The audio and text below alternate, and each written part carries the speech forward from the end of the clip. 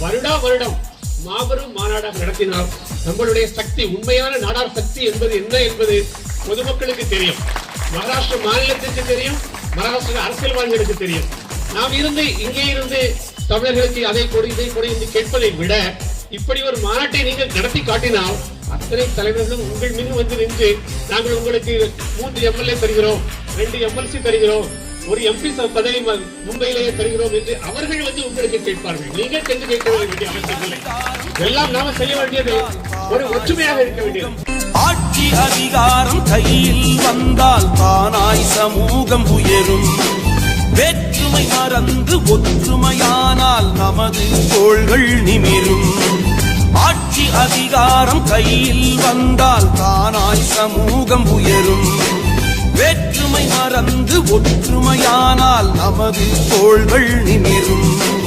அரசியல் உனக்கு அரிச்சுவடி, அதுதான் உயர ஏழிபடி.